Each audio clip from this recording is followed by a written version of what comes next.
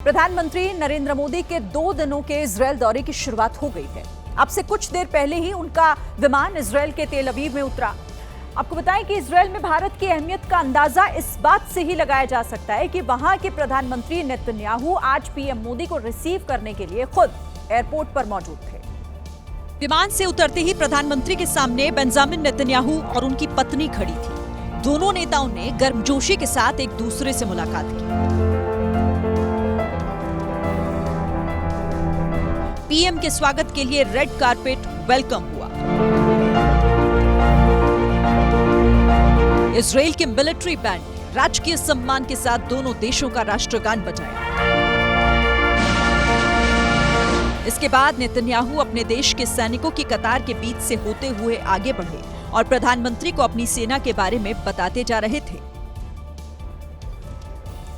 और इस स्वागत के दौरान एक बड़ा ही दिलचस्प वाकया दिखा। जब पीएम मोदी को नेतन्याहू और उनकी पत्नी रिसीव कर रही थी, तब पीएम के भगवा रंग के पॉकेट स्क्वायर और नेतन्याहू की पत्नी के भगवा रंग की ड्रेस पर तीनों ने ठहाके लगाए।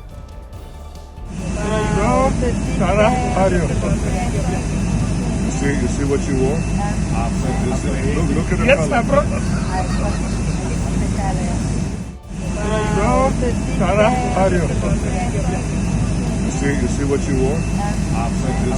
Look at the color.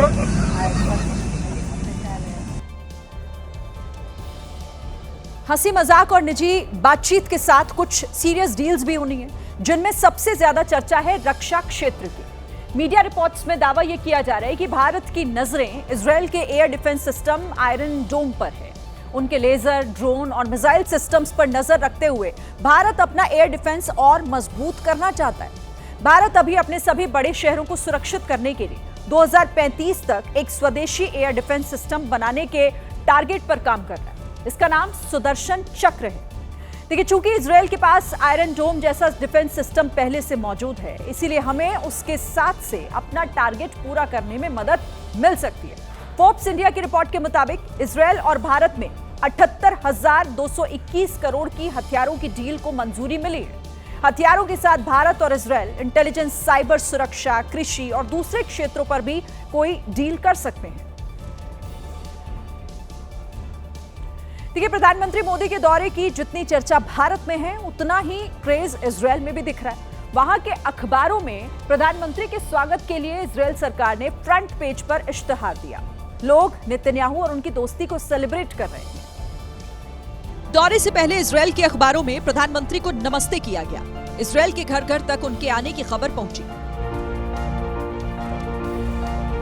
इसके साथ वहां की सड़कों पर दोनों देशों के झंडों को लगाया गया। इजरायल की जिस संसद में शाम को प्रधानमंत्री का संबोधन होना है, उसे भी तिरंगे की रोशनी से सजाया गया। पीएम के पहुंचने से पहले लोग उनकी और नेतन्याहू की तस्वीरें लेकर पहुंच गए थे। बेंजामिन नेतन्याहू और प्रधानमंत्री मोदी के हाथ मिलाते हुए पोस्टर्स, इनके हाथों में तिरंगा भी लोगों ने ले रखा है। और इजरायल के साथ संबंधों को बढ़ाते हुए भारत ने पश्चिम एशिया को भी साधा है। भारत पश्चिम एशिया के देशों के साथ अपनी दोस्ती को, अपने भरोसे को लगातार मजबूत कर रहा है। पश्चिम एशिया के देशों के लिए भारत एक भरोसेमंद पार्टनर के तौर पर उभर रहा है। देखिए, दुनिया में मची उथल पुथल के बीच पश्चिम एशिया में भारत की साख बढ़ी है। पीएम मोदी ने हाल ही में जॉर्डन, ओमान की यात्रा की थी। पिछले साल प्रधानमंत्री नरेंद्र मोदी ने सऊदी अरब की भी यात्रा की थी। जनवरी में अरब देशों के विदेश मंत्रियों की बैठक का आयोजन दिल्ली में हुआ था। यूएई के राष्ट्रपति हाल ही में भारत दौरे पर आए थे। साथ ही इजरायल के साथ भी भारत की पार्टनरशिप अब तक की सबसे बेस्ट लेवल पर पहुंच चुकी है।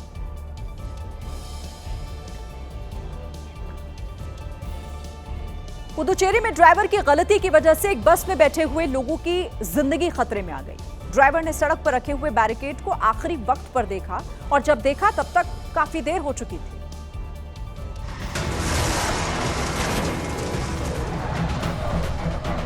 वो मस्त मगन होकर सड़क पर पता नहीं किस धुन में चल रहा था। उसने आखिरी मोमेंट पर बैरिकेड को देखा, फिर बचने के लिए जोर से स्टीयरिंग घुमाई। अब कट मारकर वो बैरिकेड से तो बच गया, लेकिन स्पीड की वजह से आगे जाकर वो बस को कंट्रोल नहीं कर पाया और अगले ही पल बस पलट गई।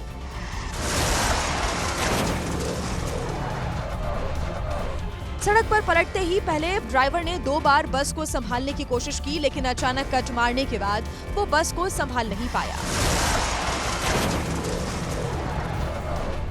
किस्मत से बस के अंदर बैठे सभी लोग सुरक्षित हैं, हाँ, लेकिन ड्राइवर पर एफआईआर जरूर हो गई है।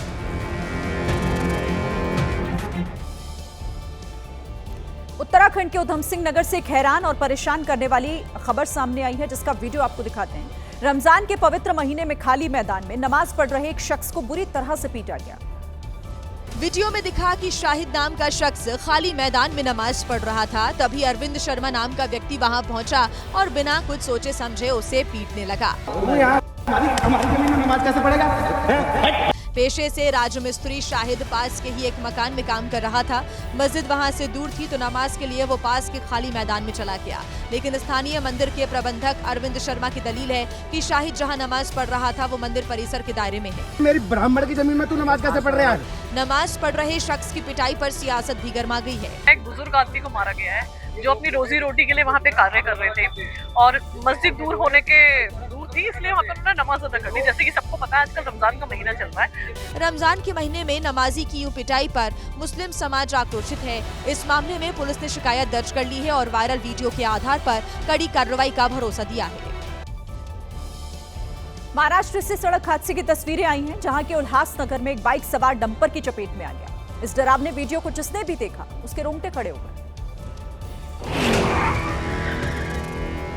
सड़क पर डंपर ने ऐसे मचा दिया तांडव। इस वीडियो को देख अभी तक आपको सिर्फ डंपर ही कसूरवार दिखाई दे रहा होगा, लेकिन अब इन तस्वीरों को शुरुआत से देखिए। कट पर एक बाइक आती हुई दिखी। इस बाइक सवार ने तो तेजी से सड़क पार कर ली, लेकिन सामने से आ रही दूसरी बाइक जल्दीबाजी में ब्रेक लगाते लगाते अनियंत्रित हो गई। बाइक सवार सड़क पर गिरा और डंपर के टायर के नीचे आ गया। बता दें, सड़क पर रेत और कंकड़ बिखरा पड़ा था, जिस वजह से भी बाइक गिरी। लेकिन ध्यान देना जरूरी है कि इस दौरान दोनों ही बाइक सवारों ने हेलमेट नहीं पहन रखा था। ऊपर से हादसे का शिकार बाइक सवार बाईं तरफ से डंपर को ओवरटेक करने की कोशिश कर रहा था। इसको भी इस भयानक हादसे की वजह माना जा रहा है। पश्चिम बंगाल के हावड़ा में सरेआम एक शख्स की गोली मारकर हत्या कर दी गई। पुलिस के मुताबिक पुरानी रंजिश में इस वारदात को अंजाम दिया गया, जिसका सीसीटीवी वीडियो भी सामने आया।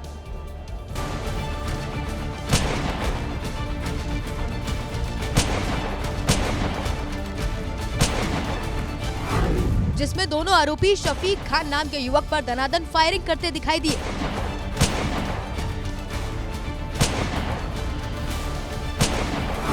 इससे पहले एक आरोपी उस युवक से बातचीत करता नजर आया, जबकि दूसरा आरोपी पास में खड़ा था।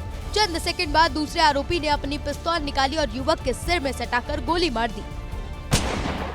गोली लगते ही वो युवक जमीन पर गिर गया। इसके बाद सामने वाले आरोपी ने भी पिस्तौल निकाल दी और उस पर गोलियों की बौछार कर दी। गोली मारने के बाद दोनों आरोपी मौके से फरार हो गए। हत्या के बाद इलाके में तनाव को देखते हुए पुलिस वालों को तैनात कर दिया गया।